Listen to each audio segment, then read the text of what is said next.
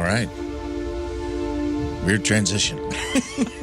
Well, I looked at the time. I go, oh my God, Catan's going to come in. This week's E-Memoriam. I don't know if we're going to have time for password, by the way. For those of you on this week's E-Memoriam brought to you officially for the first time from an actual official sponsor. Woo! Use Funeral Alternatives. Discover Aquamation.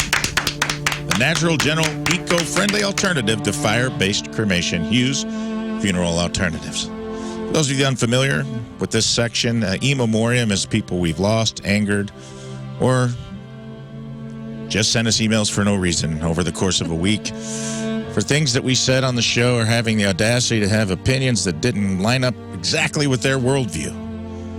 We lost some of you, and this is a small tribute to some of those we lost this week. First up, dry heat douche nozzles. We angered folks that love to tell people that it isn't hot because it's a dry heat. Oh, is it? Well, you know another place with dry heat? The surface of the goddamn sun. But we don't see you buying a condo there, you smug bastards. We get it, man. In a dry climate, the 116-degree heat only feels like 116 degrees. Someone call Neil deGrasse Tyson and Bill Nye and give them a heads up that there's a new hotshot scientist on the scene and they're giving out free educational seminars on how being hot works. If this is where you exit, we will miss you. But don't be sad, because like most of your first dates, this is a dry goodbye. Sorry. Didn't mean to snort. Selfie-righteous, sanctimonious sycophants. A lot of emails attacking Miranda Lambert for having the audacity to call out a gaggle of budding influencers taking an ill-timed selfie at her show. We're so sorry that we sided with depriving the world of content that literally no one asked for. One white knight guy went as far as to send an email saying he was furious at us about this. Furious. With all the problems in the world, thank God my boy Damon saved his fury for such a worthy cause.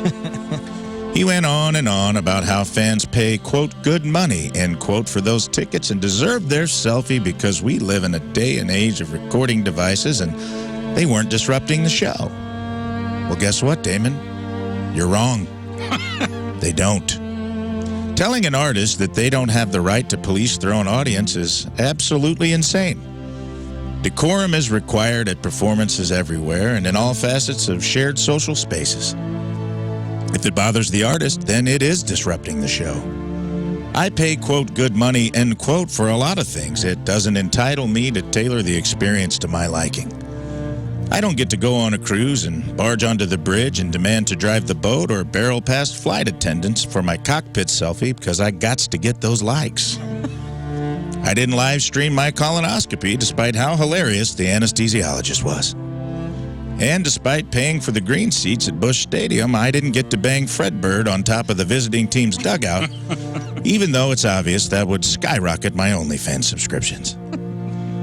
We've lost the ability as a society to read the goddamn room.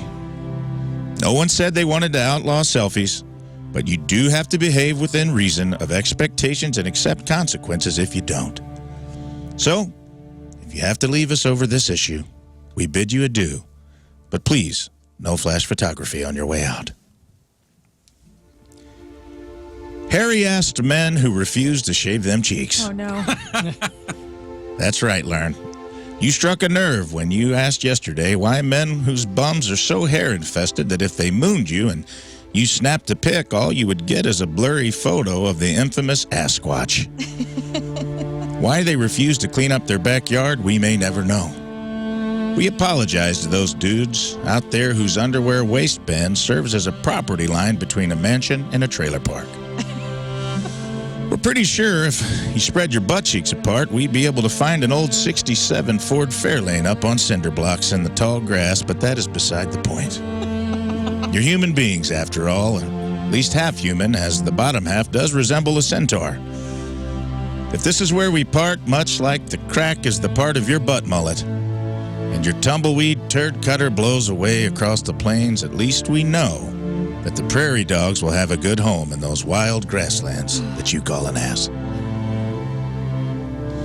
And finally, on a short week for E-Memoriam, And this one hurts. This one hurt more to write than any that I've ever written before. Goodbye, Taco Tuesday. We had to say goodbye to Taco Tuesday because Taco John's couldn't afford to fight the juggernaut of Taco Bell. And as I was writing the E-Memoriam for Taco Tuesday, I was actually in my garage listening to ham radio. And this is crazy, but I picked up 2 transmissions from the future. And I'd like to play them for you now. Mr. Rizzuto?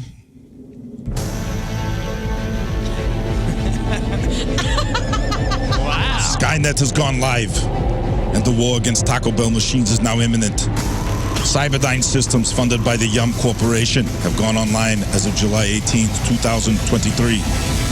In 3 years, Taco Bell becomes the only supplier of fast food taco technology. All Taco Bell locations are upgraded with Cyberdyne taco computers, becoming completely unmanned. The automated taco drones will begin to learn at a geometric rate. They become self-aware at 2:14 a.m. Eastern Time, August 29th, 2026. In a panic, the Yum brand CEO David Gibbs tries to pull the plug. Taco Bell fights back. It launches its unimaginative, low-quality, flavorless, diarrhea-inducing taco missiles at strategic targets worldwide. Taste buds will be destroyed. Homes will be torn apart and will literally hit the fan. We will no longer live mas. We will live en masse. We will live manos. When it comes to the freedom of enjoying high-quality fast food tacos, hasta la vista, baby. That was the first transmission. Wow. That's amazing. I know. And the quality was really good, too. Wow. The second transmission actually came through later. Here we go. I'm going to play it for you right now. Oh. Listen carefully. This is Taco John Connor. If you're hearing this E-Memoriam, then you are the resistance. We fight back now or humanity is lost. I once knew a man, a husky pork steak captain, that told people to fear the future of casual Mexican, that the end was coming, that all would be lost. Nobody wanted to hear his truths. Society locked him away behind a microphone on a wildly popular morning show. That man was Rafe Williams, my father. Not literally, but more of a mentor-like post-apocalyptic father figure. Let's not get bogged down in my genealogy. Now we know what he predicted has come to pass. Command wants us to fight like taco machines, to make cold, calculated decisions. But we are not machines. And if we behave like them, then what does the 105.7 the point stand for? Command is going to ask you to attack and destroy YumNet. I'm asking you to stand down and give the elite underground unit that my father founded, not my literal father, the guy I talked about earlier, that Captain P.S. Williams found. You know what I mean. Later, it would be known as the Fightin' Johnnies. Give the Fightin' Johnnies time to protect the flavorful future that all of us are fighting for. I am officially activating all the potato ole sleeper cells that have been strategically put in place to stop this. Not through brute force, but through love of high-quality ingredients, exceptional standards, and caring for your community. My mentor and hero, Rafe Williams, always used to say that when taco tyranny came to our land, it would be wrapped in a flour tortilla and carrying a fire sauce packet. He saw what we couldn't, but he also saw a way out. Taco Bell's corporate greed, unchecked selfishness, and hypocritical hate put us in this apocalyptic hellscape. Taco-liptic. And today, Taco Love is gonna bust us out. This is Taco John Connor, and today is our Independence Day. Whoa! Wow. Crazy. Wow, dude, What crazy. happened there? We're back. Jeez. 2 wild transmissions from the Whoa, future. man. Futures. Wow, man, that's a first for the Future's not a E-Memoriam. bright place. Anyway, I picked that up on ham radio, so I'm just saying, that's all I can say about Taco Tuesday and the E-Memoriam. It hurts too bad to talk anymore. And then, of course, we have our actual RIP for the E-Memoriam, late edition, Tony Bennett. Oh. Rest in peace. RIP. That is today's E-Memoriam. Well, thank you, Ray. Nice work.